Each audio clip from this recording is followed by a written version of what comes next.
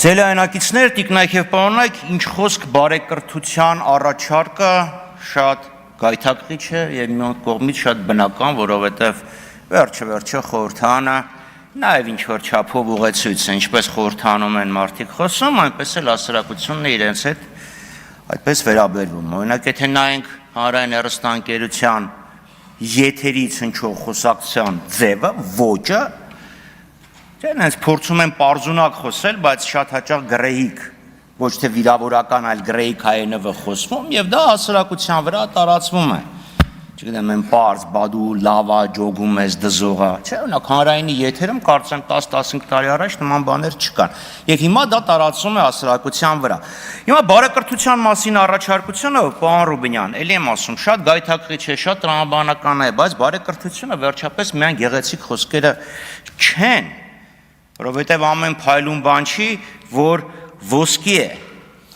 Բարեկրթությունը ենթադրում է նաև երկխոսության որոշակի կանոնների պահպանում և երկխոսության կանոնները պահանջում են, որ հարցը, որը հնչում է, և հարցի պատասխանը որոշակի աղերս պետք է ունենան իրար հետ։ ՔՊԱ-ական իշխանության ձևավորումից հետո ես ինչքան ասում որևէ կերպ չի ստացվում, հարցը տալիս ես և պատասխան ես սպասում։ Օրինակ, եթե Նիկոլ Փաշինյանին հարցնես, ասես, բարի երեկո, պարոն Փաշինյան, ինչպես ստացվեց, որ Հայաստանում տեղի ունենում նոր սեփականաշնորհման գործընթացներ, հարստության վերաբաշխում և պատահաբար հանկարծ ռազմավարական նշանակություն ունեցող ձեռնարկություններում բաժնեմաս են ստանում, օրինակ օֆշորային ընկերություններ, օրինակ ընկերություն,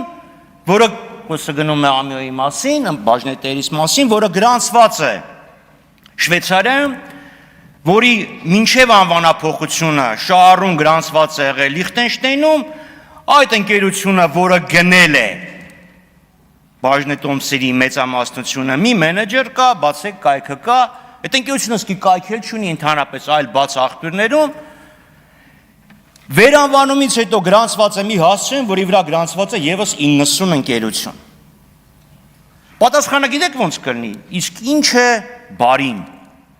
Արդյոք ինչը բարի է մեկի համար, բարի է մյուսի համար։ Կսկսի բացատրել բարու և չարու տարբերությունը, վերջը այնպես կմեկնաբանի Նիչեի բարուց և չարից անդին գործը, որ Նիչեն այն աշխարհում 16 անգամ կպտտվի իր առանցքի շուրջ։ Բայց գոնե բարի բառից է բռնում, որ ասել է, սխալվել ես, ասել ես բարի երեկո։ Պարոն Կոնջարյան, մեր հարցը և պատասխանի մեջ, ախր ընդհանրապես որևէ աղերս չկար, որևէ կապ չկար հարցի և պատասխանի միջև։ Կարծում եմ դա բարեկրթության խախտում է, որովհետև մակերեսի վրա, այո, ոսկեղնիկ հայերեն էր, բայց տակը ուղղակի անարգանք է հարց տվողի նկատմամբ։ Նմանապես բարեկրթությունը նաև որոշակի տրամաբանություն է ենթադրում։ Եթե այստեղ ՔՊԱ-ականները գալի ասում են, ընտրությունները խախտվել են, կաշառք ա եղել, էս ա եղել, այն ա եղել,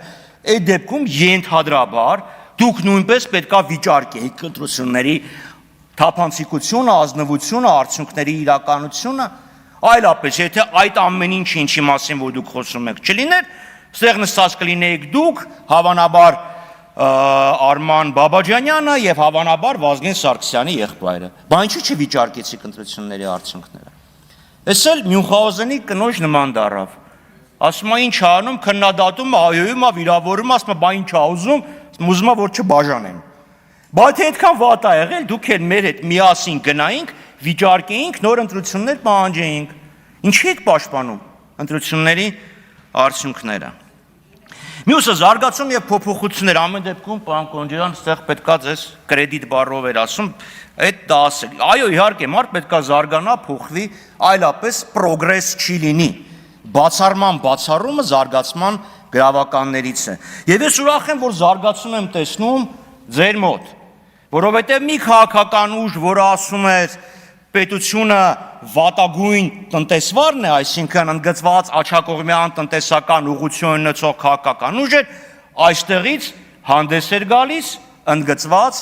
ձախ դիրքերից,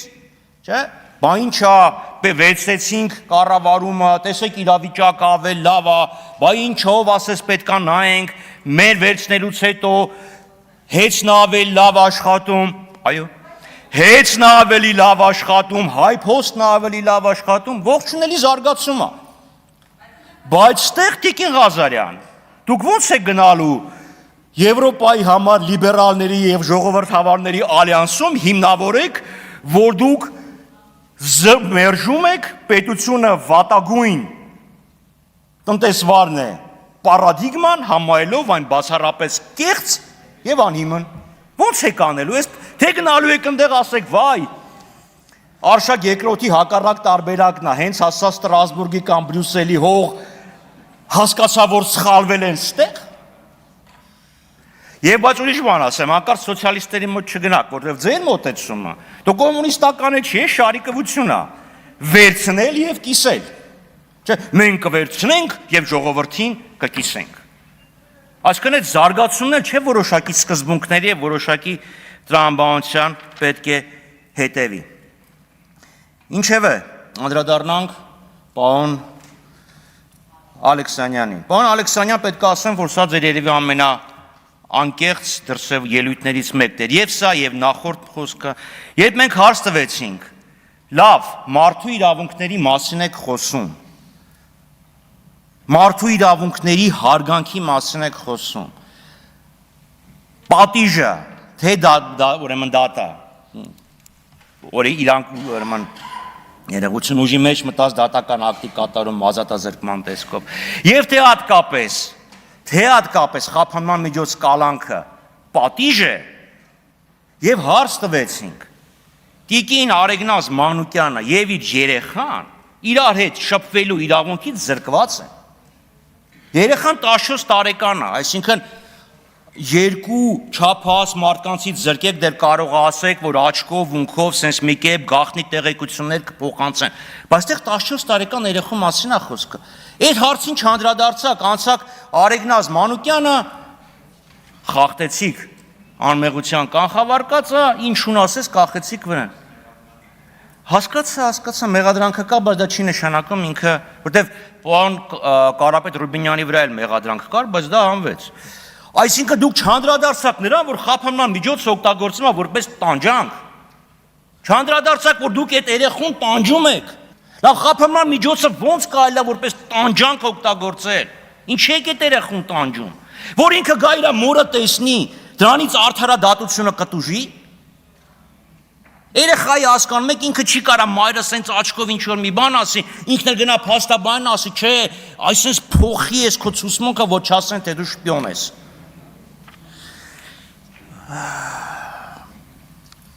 Բոլորս դաշնակցականներ ենք եղել։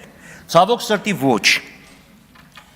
Երբ Հայաստանը անկախացավ, խոսքը չի գնում սեպտեմբերի 21-ին, խոսքը գնում է 20 թվականի մայիսի 20-ի ներողություն, 1990 թվականի մայիսի 20-ի ընտրություններից հետո ձևավորված իրավիճակի մասին։ Եվ քննարկում էր Հայաստանի զարգացման ուղեգիծը, կար երկու մրցող մոտեցում։ Պարոն Քոչյանը